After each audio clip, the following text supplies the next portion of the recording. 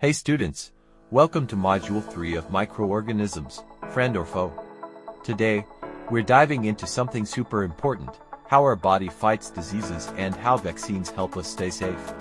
We'll learn about immunity, antibodies, vaccines, and how our body becomes a superhero against germs. Let's start with the very important word, immunity. Immunity is simply the ability of our body to fight diseases. Think of your body like a defense army. Whenever harmful microorganisms enter, your body says, "Not today." This protection can be natural, you're born with it, and artificial through vaccines. So yes, your body is already a fighter. Now let's talk about the real heroes inside your body, antibodies. Antibodies are special substances made in your blood that help fight germs.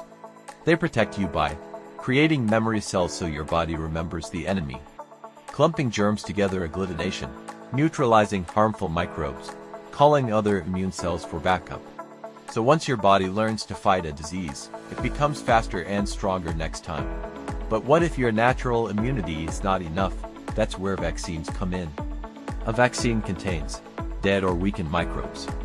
These are safe, but they train your body to fight the real disease. And the process of giving a vaccine is called vaccination. So basically, vaccines are like a practice match before the real game. Now let's understand how vaccines actually work. When a vaccine enters your body starts making antibodies. These antibodies stay in your body, remember the germ, protect you in the future. So next time the real germ attacks, your body is already prepared and says, "I've defeated you before." That's why vaccines help us fight diseases faster and stay healthy. Now students, let's understand something very important. How do microbes actually enter our body? Harmful microbes are called antigens, or disease-causing agents. They can enter our body through air when we breathe, water when we drink contaminated water, food unclean or uncovered food, cuts or wounds on our skin.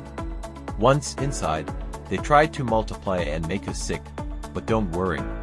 We have medicines like antibiotics that help stop or kill these harmful microbes. Antibiotics are medicines that help kill or stop the growth of harmful microbes in our body. Sounds helpful, right? But here's the catch, you have to use them carefully. First thing, never take antibiotics on your own. Always take them only when a doctor advises you. And very important, once the doctor gives you a course, you must complete the full course, even if you start feeling better in between. Now listen carefully, if you take antibiotics when they are not needed, your body can become resistant to them.